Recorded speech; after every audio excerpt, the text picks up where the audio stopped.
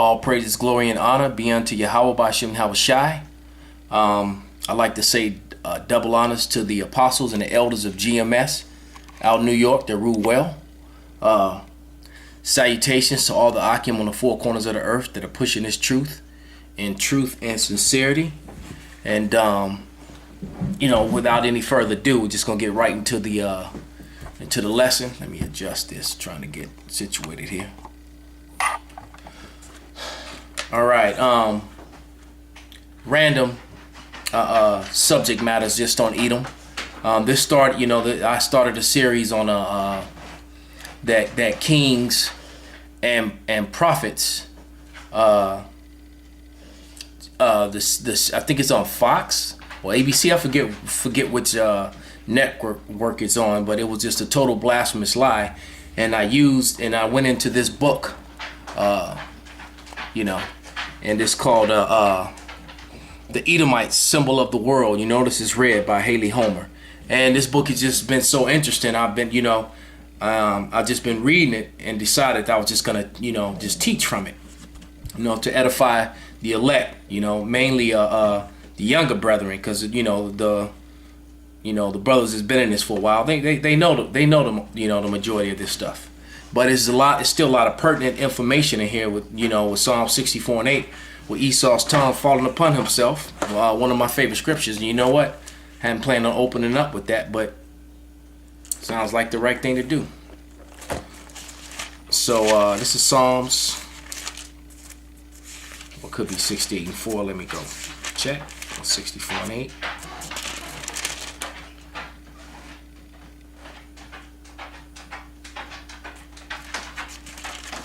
Nope, so a 64 and 8. Right, Psalm 64 and 8, Psalm 64 verse 8, it says, "So they shall make their own tongue to fall upon themselves, and all that see them shall flee away. And all men shall fear and shall declare the work of Yahweh, for they shall wisely consider his doing."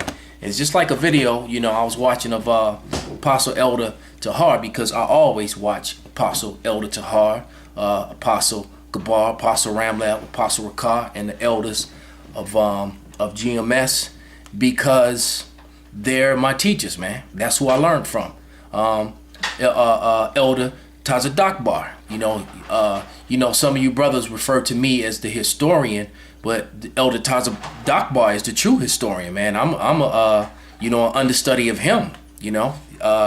The spirit that's on him, jumped on me when I first came into the truth, because out of the apostles and the elders, he was the one that intrigued me the most. I was watching that brother because he was slaying them with that the way he would tie the scriptures into history, man. That was amazing to me, and I thought I knew some history, but man, but these Edomites, man, that's one of the ways that they keep and maintain power, by distorting and hiding history, man. You get when they're in control of the printing presses of the books, man.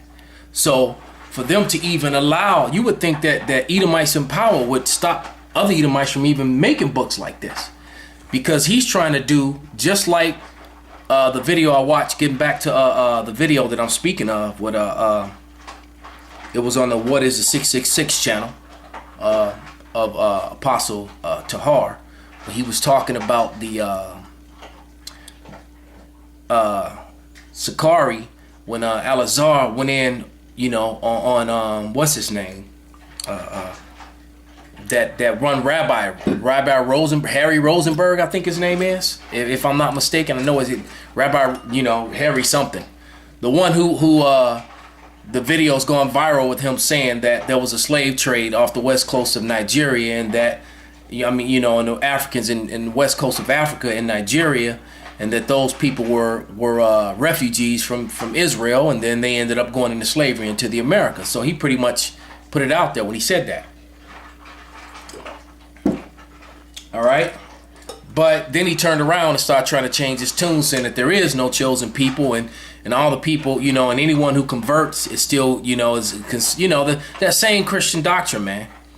As long as you believe. No, only if you're an Israelite and you believe. Because if you're an Israelite and you don't believe, then you then you're considered, you're the 2/3, and you're gonna get the blessing of the kingdom on the other side. Okay, and so he's trying to make that anyone can make it, and that's the same thing that this guy is doing in his book. What he's trying to do is, like in many other books, just like the guy William Beeston, he's trying to make it as if there are two sets of white people, and so they try to make it their own. And so these Edomites are a divided nation, man. You got, once again, the Jewish population of Edom pointing to the white Christians, saying that they're the Edomites, and then you got the white Christian Edomites like Homer Haley here, saying that the Jewish people are the Edomites when they're all Edomites. All right. So let's get into this book, page 72. All right. And it's talking about the Herodians. All right. It said the Herodian family sprang from Antipater in 78 BC, who was appointed governor of Idumea by Alexander Jannaeus. This was the beginning of the political rule of the Herods. His son Antipater, who succeeded him, possessed all the cunning of his son Herod the Great. The same writer said of the family, the history of the Herodian family is not lacking in elements of greatness, but whatsoever these elements were, and whomsoever found, they were in every case dimmed by insufferable egotism, which disfigured the family, the root and branch. Though endowed with elements of greatness, these elements were wrongly used, leaving nothing good or permanent. The writer further described the family, saying the entire family history is one of ancestral brawls, suspicion, intrigue, and shocking immorality. The description of the family verified in the biblical history is the ruling Edomite family. Okay.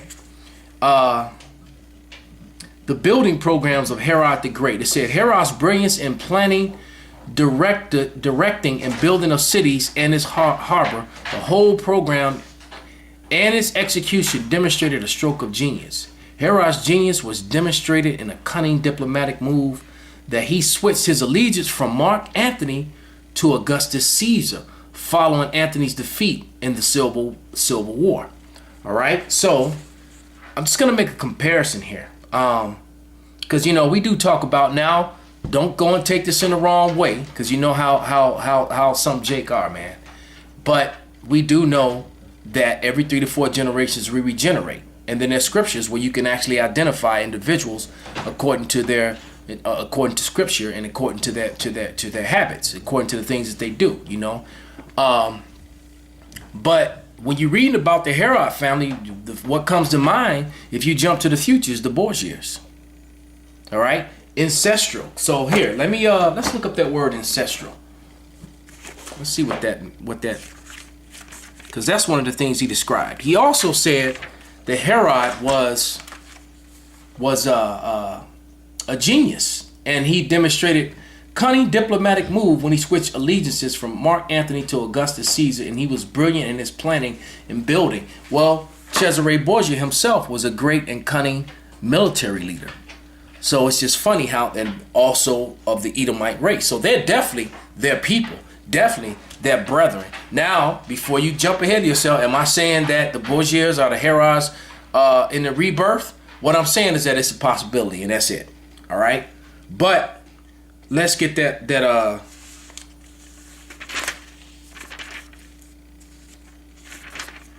ancestral. Let's look that word up, because I know what it means, but I've never actually looked it up. So here it is.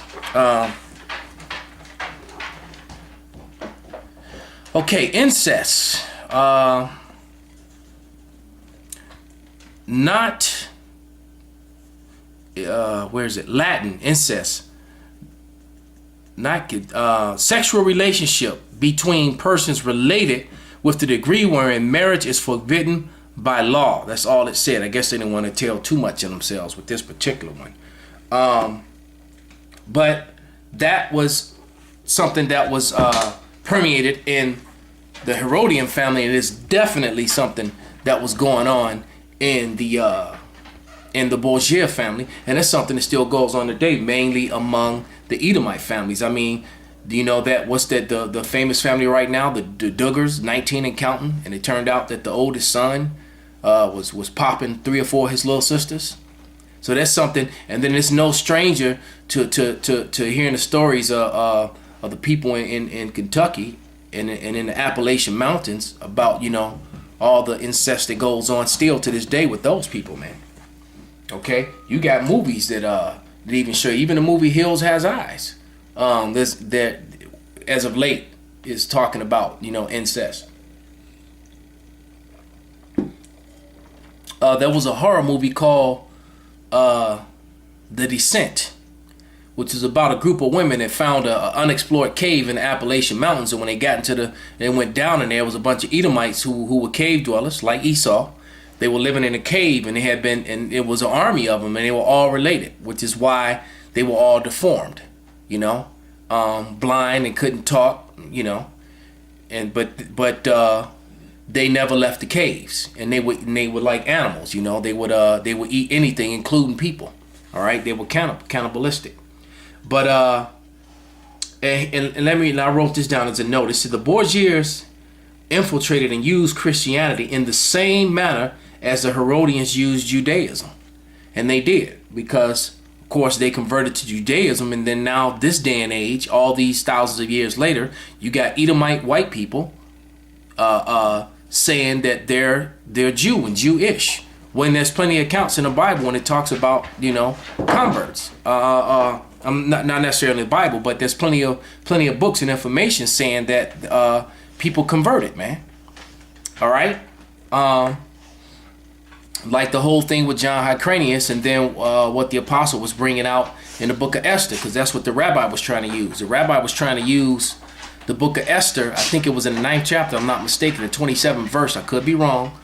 When it said that the people, basically, in so many ways, to say that they converted to Judaism, and you cannot convert to Judaism. You have to be born of one of the patriarchs of the Lord's heritage. And I looked that word up before. I'm going to look it up again. All right, you can't become one of God's chosen people because you decide you want to follow the customs of them. You have to be born into them. Okay, let's look up the word heritage.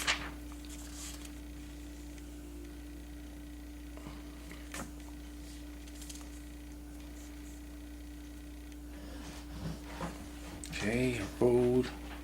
It's funny, I just found Herodian, wasn't even looking for it. Let's look it up. It says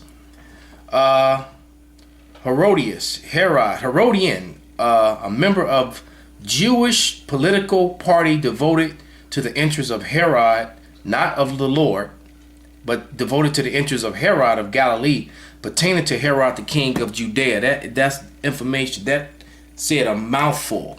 All right, let me put that up to the camera so you can pause it. I'll highlight it later. Let's put it up to the camera. And yeah, right under hero there. And I'll put it up. You can pause it and read it. All right. So it said, go back. Of the Jewish political party. Let's go look up Jewish then. See, this is taking us somewhere. I was trying to find heritage, and it took us somewhere else, which is on the next page. Well, since we're right here, we'll look up it up first, and then we're going to go look up Jewish. But there's heritage. It says, an estate that passes by descent, an inherited quality of characteristic, biblically, Israel, the chosen people of God. All right? So you have to be born an Israelite. There it is. You can pause and read that. Now we're going to go look up Jewish. And I've looked the word Jewish up before. But that Herodian, man, that was heavy. There it is. I'll read it first. It says, to or like the Jews, or their personal pronoun, except making a difference, saying that they are not. All right? It says, to or like the Jews, or their, as in the other people, customs. Jewish calendar, the calendar based on the lunar month used by the ancient Jews to or for full statement, see something. I can't really make that out. But here we go. Jew and jury right there. So you can pause that and read it. So that definition makes it clear that Jewish people are not Israelites, which is the whole point of this whole thing. Was the question that Al-Azhar, the most righteous thing I've ever seen Al-Azhar do, in all honesty, man. When he asked the rabbi about, and I think that was Isaiah 42. Let me see if I can get that real quick. When he asked the rabbi about that locked away in prison holes and snares, because it's true, because there aren't a huge population of Jewish people. They make up the least people that are locked away in prisons, man. And that was a curse, a mark, just like it says in the book of in the book of the curses, which is the chapter of the curses, which is Deuteronomy 28th chapter, man. It says that these will be on them as a mark and as a sign and a wonder, so you would always know. And so this is Isaiah 42 and 22. But this is a people robbed and spoiled. They are all of them snared in holes, and they are hid in prison houses. They are for a prey, and none delivereth, for a spoil, and none saith restore. So that does not fit the Jewish people, whom this definition clearly lets you know that Jewish people are not Israelites. Clearly, very powerful definition, because they're not locked away in prison houses. They're some of the most privileged people, especially here in America, that the world has ever seen, and other places throughout the world, man. They're not hidden away in prison houses. They own property everywhere. They own property, land banks, the Diamond District. They own Hollywood. They have their own Air Force, their own military, and according to the curses that will fall upon the Israelites, they will be helpless and in want of all things, and will be subject to payments and subject to the people and all the kings that they're scattered to. They wouldn't be the people in control, man. They wouldn't be that's not what the scriptures say, man. Matter of fact, I'm supposed to be reading this book, but the Spirit, and I normally make out in like a little what's the word I'm looking for? To follow. A script. I usually have a little script that I follow, but this, I'm just going through the Spirit on this one. But this Deuteronomy 28th chapter.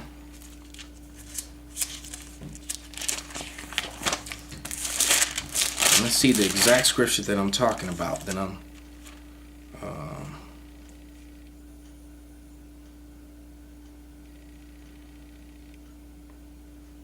thou should become an astonishment in a proverb. Well, that's a good one.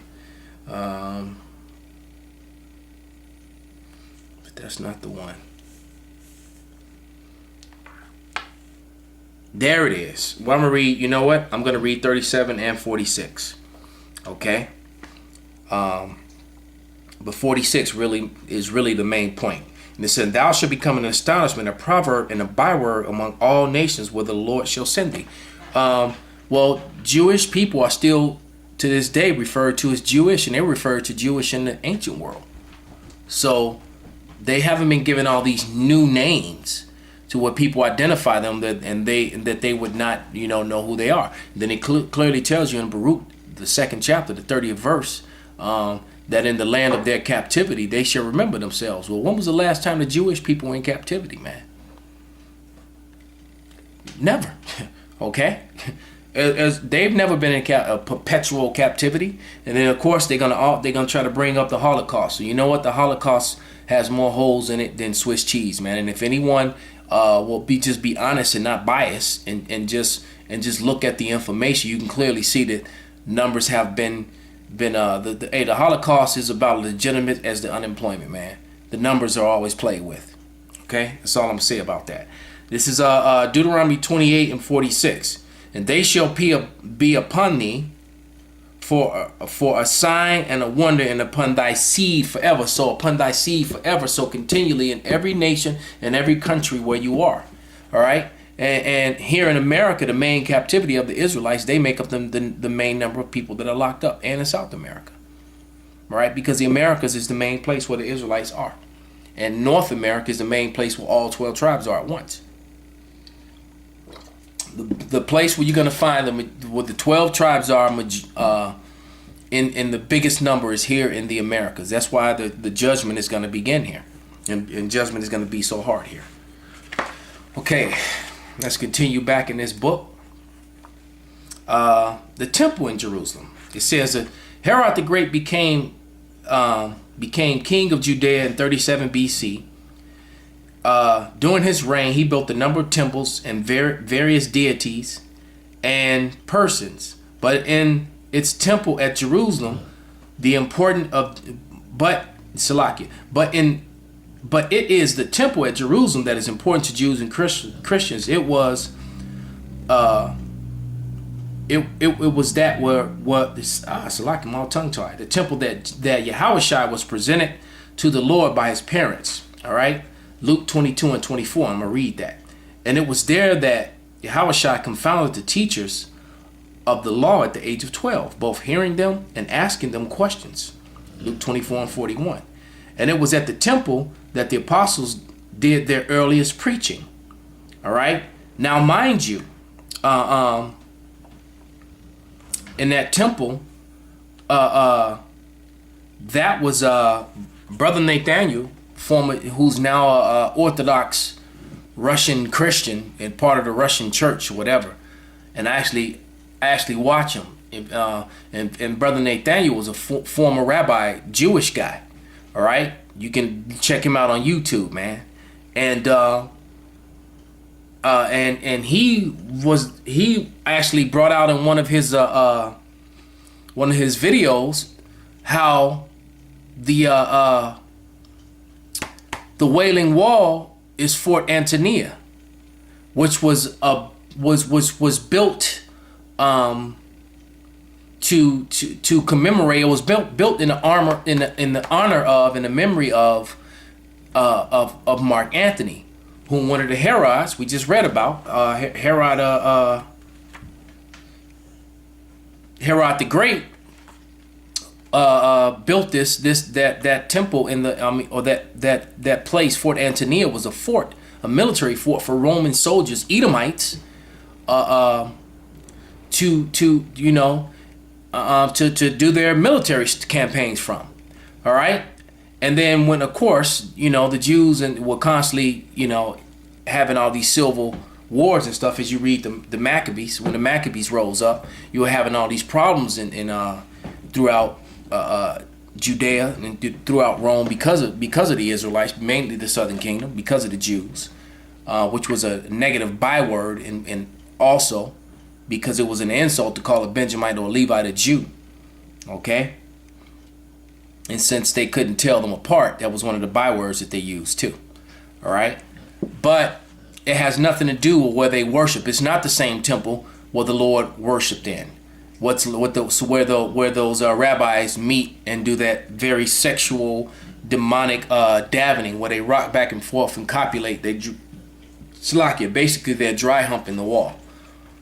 Okay, that's what they're doing. They're dry humping the wall, and that is what's left of Fort Antonia, because the Bible bears witness, and I'm going to read 3 scriptures to prove it, that that the Wailing Wall was totally destroyed, man. All right, so just once again, just me proving that Esau is a damn liar. So I'm going to go to Matthew 24 and 2, and it says, "And Yahushua said unto them, See ye not all these things? Verily I say unto you, there shall not be left here one stone upon another, and that shall not be thrown down." All right. So when the destruction of Jerusalem came by the Romans, man, there wasn't no stone left. There wasn't no wall left. He said it wouldn't be one stone. A wall is one stone stacked in a checker formation, usually stacked upon another, man. And they completely razed it to the ground, man. Raise it. Okay, they raised it to the ground. Now that was from. So I guess you're gonna call Matthew and the Lord a liar, man. So let's go to Mark 13 now. Okay. This is Mark 13 in Mark's account. He bear witness. And Mark 13 and 2. And Yahushua answered and said unto him, seest thou these great buildings? There shall not be left one stone upon another that shall not be thrown down. As he sat upon the Mount of Olives over against the temple. So he's talking about the temple. Peter and James and John and Andrew asked him privately. Okay. And so they asked him privately, when is this going to happen? Basically. Okay. I'll just read it. Tell us, when shall these things be? And what shall be the sign when all these things shall be fulfilled? All right. And then the very next thing is wars and rumors of wars. All right. Which goes back to the first, when Jerusalem got destroyed, that last time, and the Israelites fled in all directions, and or should I say the southern kingdom mainly, and the bulk of them went into West Africa, man. Okay. Which is what the rabbi was talking about. So he admitted that, you know. Matter of fact, I'm going to see if I can find that. I've played it before, but you know what? It won't hurt to play it again. I'm going to find it, you know, and see if I can play that quick clip again, because there's quite a few of them up now. Yeah, Rabbi Harry Rosenberg. That's his name, I believe. Let's look him up real quick. Because he's pretty hot right now, because he done hooked up with that black consciousness community. Yeah, Harry Rosenberg, that's his name.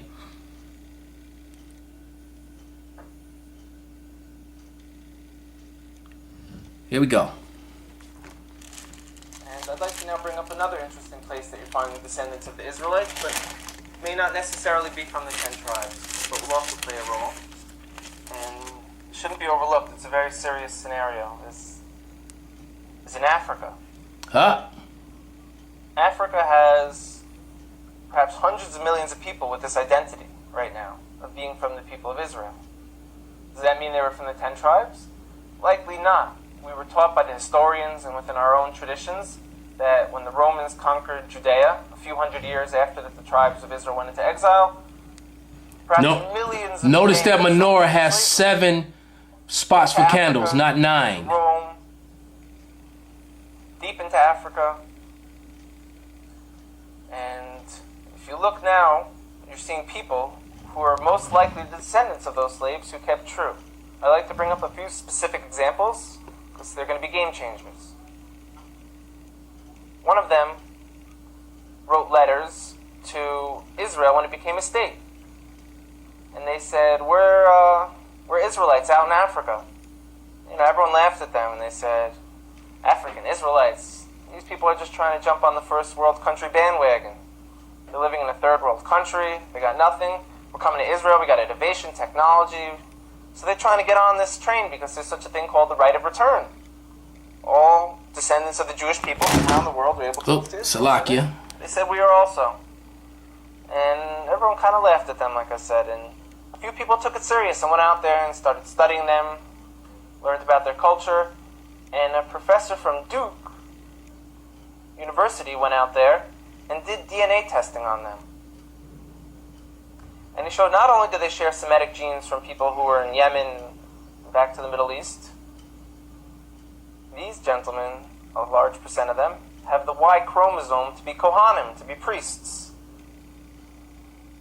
Now, if anyone who doesn't know, a priest is a specific family clan of the nation of Israel who come from Aaron, the brother of Moses, who was the first priest. And anyone descended from Aaron has the status title priest. According to your father, not your mother. In this village in South Africa called Lemba, Lemba, carry this genetic marker to let us know that they share the same as from the Sephardic and the Ashkenaz and the population of the people in Israel today. They share the same exact DNA marker. That's mind-blowing. So everyone kind of got humbled a little bit who laughed at them and said, now what? Now what do we do about this?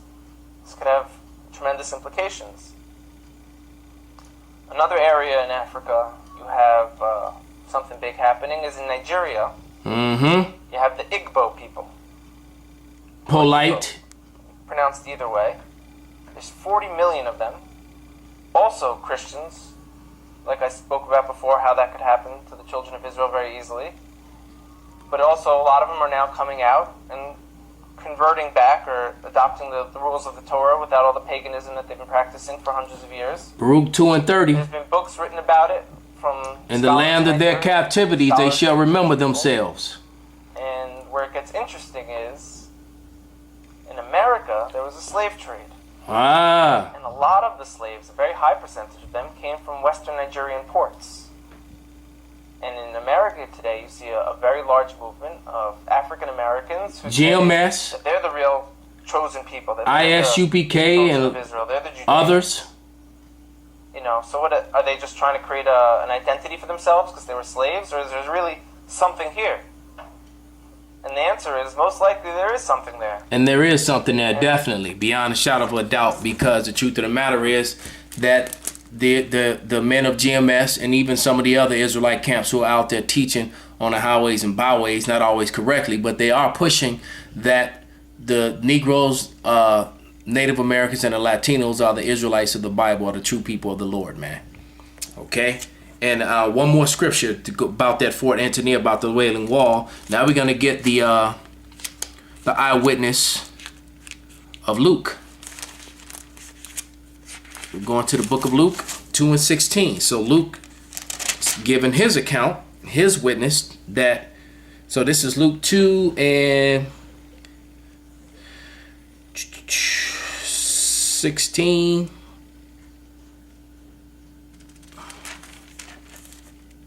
Or maybe I wrote it down wrong. But definitely Luke says the same thing.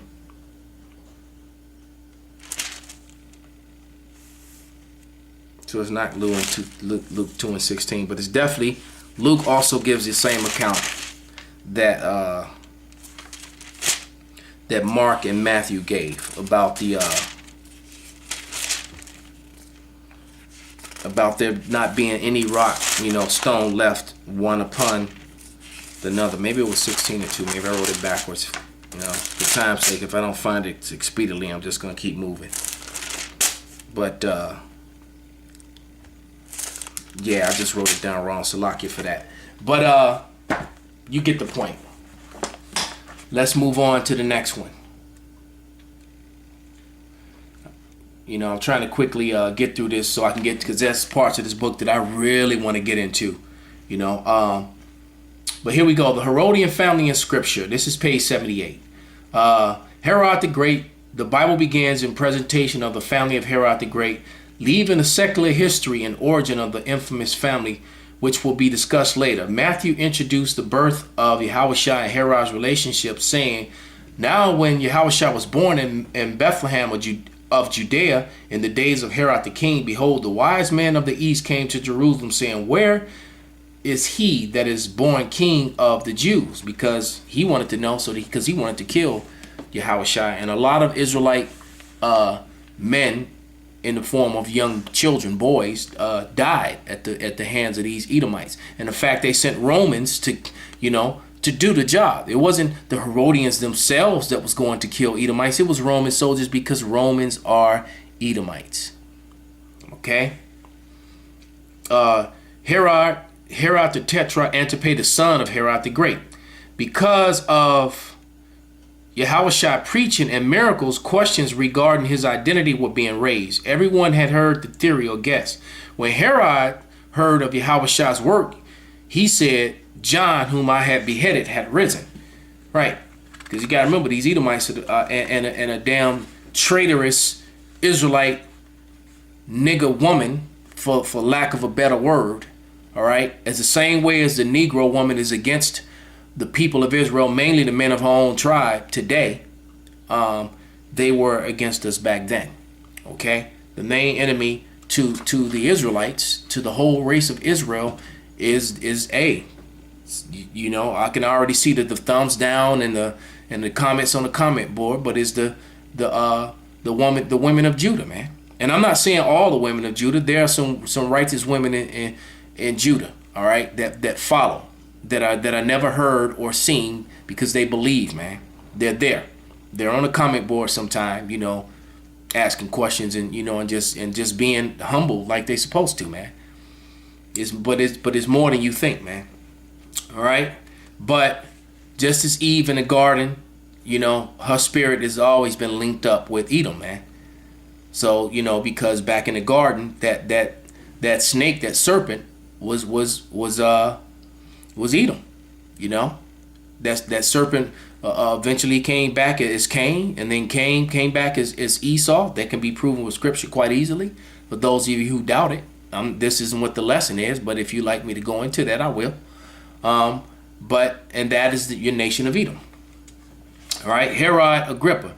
Herod was a grandson of Herod the Great and his wife Miriam Hasmonia, a descendant of John Hyrcanus of the Maccabees. So the wife was really an Israelite. See, that I didn't even know that was that's the spirit, man. I just said it.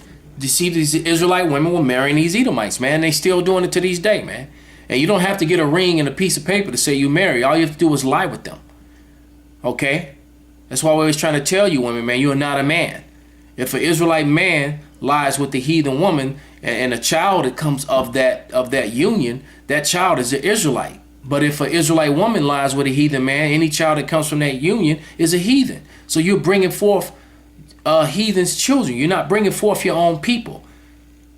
And you've heard me say it, and I will say it again many a times. A woman can bring forth children, but she can also bring forth her enemy's children.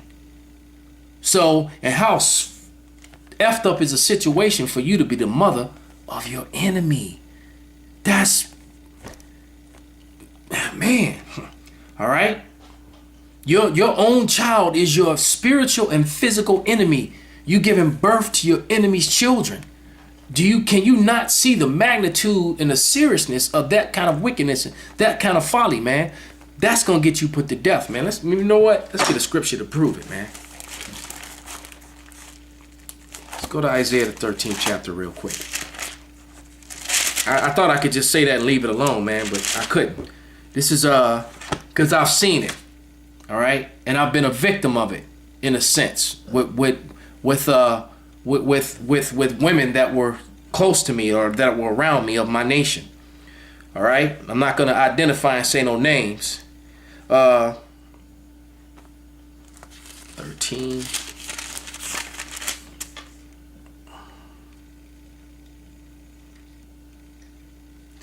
Yeah, this is I'm gonna start at verse 14 and read down to 16.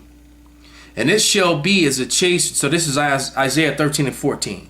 And it shall be as a chase roe, and as a sheep that no man taketh up. And they shall every man turn to his own people, and flee everyone into his own land. And that prophecy has come to pass and been continually coming to pass. Because a lot of heathens are leaving, and a lot of heathens are turning to their own people, man. Everyone that shall be found shall be thrust through, and everyone that is joined unto them shall be thrust through by the sword. So all you women that are joined to these heathen, you're going to die violent deaths, horrible deaths, and you're going to often watch your children die. Okay? And the funny thing is that you may even turn around and be put to death by your children's people, your children's father or his brothers or his friends, because they're going to look at you as being the enemy, man. When that day comes, when the race riots and all this stuff break out. Behold, verse 16, Salaki, verse 16, their children shall also be dashed to pieces before their eyes. Their houses shall be spoiled and their wives ravished. So if you're a man, you're a man and you joined unto a heathen in that way. All right, you're gonna die with that heathen, man. Okay. All right. You have to treat the heathen woman as the concubine that she is. She's not important, man. She's just something to get off on because you frustrated. All right. That's a form of recompense to get at the enemy's women. That's another thing which our women don't understand. These men don't love you. They don't care about you, these men of these other nations. That you're just furthering affliction unto the men of your nation by allowing yourself to be had sexually and be a pleasure toy of the very people that destroyed your people. Okay, you're allowing them to inflict more injury upon your race by doing such a thing. It's as simple as that, man. It said, in the position of rule, Agrippa manifested, I'm back into the book now, the true character of the spirits of the Herods, the Edomites, and Satan himself, the prince of this world. All right? So, the Edomites and Satan himself is their God, and Satan is also a representation of them themselves. And I'm going to read the scripture to prove it, and I'm going to read a definition to further back it up. But the Edomites are identity thieves. All right? They claim to be the Greeks, which they are not. They claim to be Americans, which they are not. All right? They claim to be whatever it is. They claim to be Australians. They claim to be Irish. They claim to be Brits. They claim to be Spanish and French. All right? They are Edomites. Okay? They are Edomites because every land that I just named had people of color in them living in them before they got there. And they took over those people's cultures and started calling themselves by their names, made names up, changed them, whatever. All right? And I'm going to prove that they're identity thieves. This one is especially for you, Rabbi Harry Rosenberg. This is Lamentations. Actually, I'm gonna get Lamentations 5 and 2. It says, our inheritance is turned to strangers, and our houses to others. And we already read heritage. Heritage is the God's chosen people. So it tells you that the God's chosen people is turned to other. Who? The Jewish.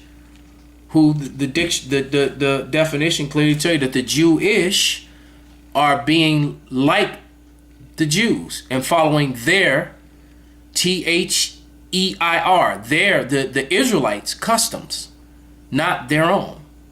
Okay. Let's go to Psalms 79 and 1. Book of Psalms.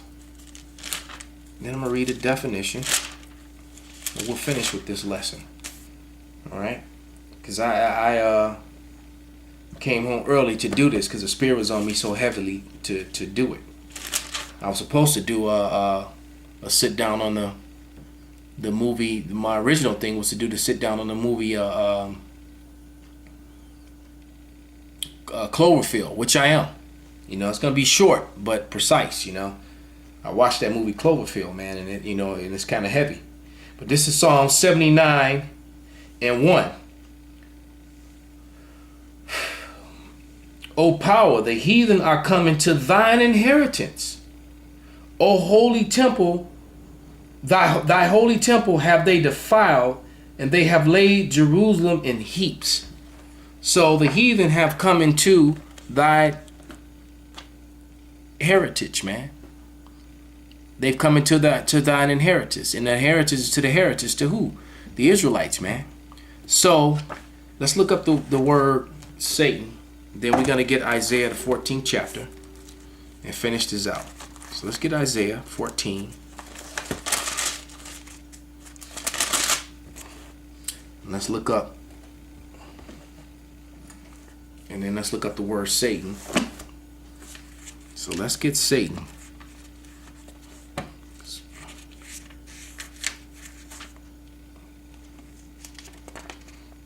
Just as Yahushua has his saints, the Israelites here on the earth, Satan has his counterpart. Okay? Which is Esau. Okay? Gotta highlight that one too.